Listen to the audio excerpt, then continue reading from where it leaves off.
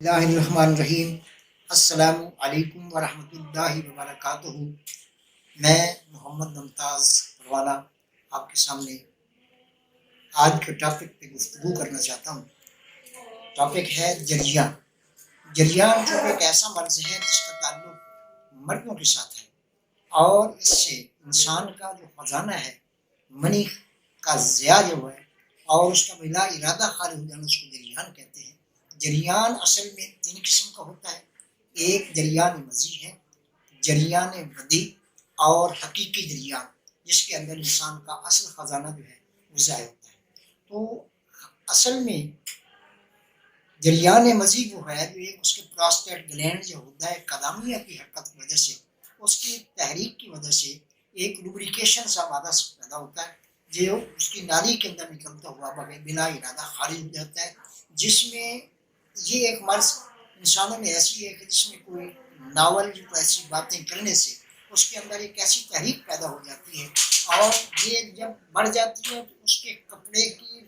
رگڑ سے بھی اس کے اندر یہ پیدا ہو جاتی ہے۔ کوئی ناول یا کوئی ایسی چیزیں جو بلا ارادہ اس کا یہ ایکسائٹمنٹ ہونے کے بعد یہ خارج ہو جاتی ہیں، اور اس کے بعد یہ مادہ اس کے نقصانات میں ایک پیش خیمہ ہے، لیکن اس کا جو اصل خزانہ ہے اس میں نقصان یا تعطل نہیں۔ اس میں اس کے اعضاء کمزور ہو جاتے ہیں اور اس کے روزمرہ زندگی کے معاملات میں ایک تعطل پیدا ہو جاتا ہے، جس میں کمزوری اور نسیان اور ہر بات پر چڑچڑاپن پیدا ہو جانا، اور جب یہ چیز زیادہ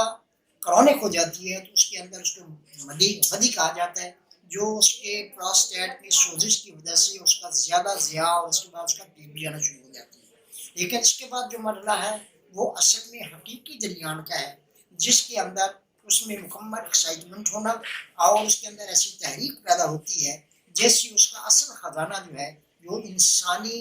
زندگی کا ایک بہت بڑا قیمتی سرمایہ ہے،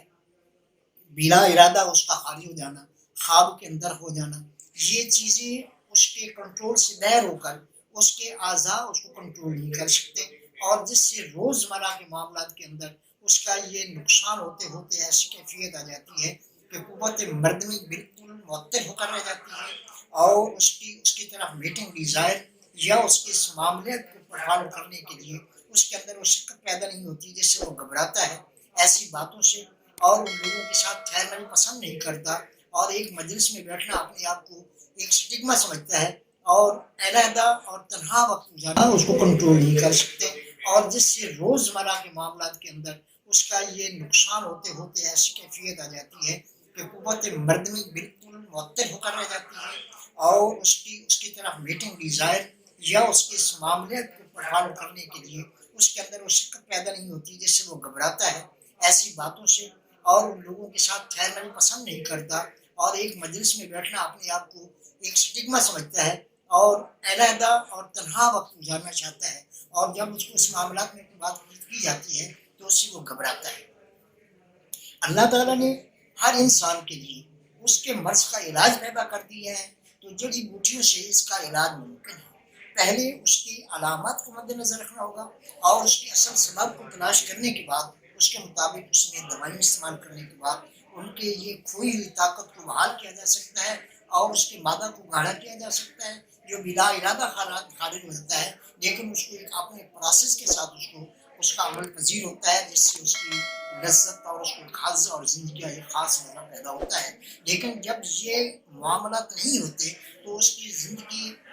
بیکار ہو کر رہ جاتی ہے، اور اس کے معاملات مکمل ایک طاقت کا شکار ہو کر اس کی زندگی جو ہے بالکل بے چار و پریشان بھی چلی جاتی ہے۔ تو اس کے اندر اس کے پہلے سبب کو تلاش کرنے کے بعد اس میں چند ایسی دوائیاں جن کو ہم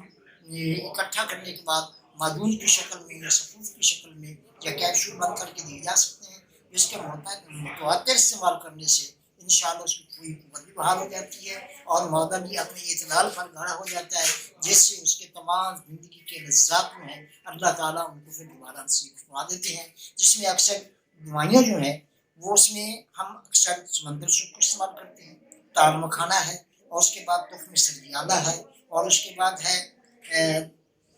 دال مکھانا استعمال کیا جاتا ہے، سمندر سوپ کو استعمال کیا جاتا ہے، تخم کرسپ وغیرہ استعمال کیا جاتا ہے، اور اس کے ساتھ خلنجہ ہے، اور چند ایسی چیزیں جو ان کے ساتھ علامت کے مطابق کے لحاظ سے اور سبب کو مد تاخیر کیا جاتا ہے اور اس کو ایک خاص رنم کے ساتھ استعمال کرتے ہوئے انشاءاللہ اللہ تعالیٰ کو شفا عطا فرمائے۔ والسلام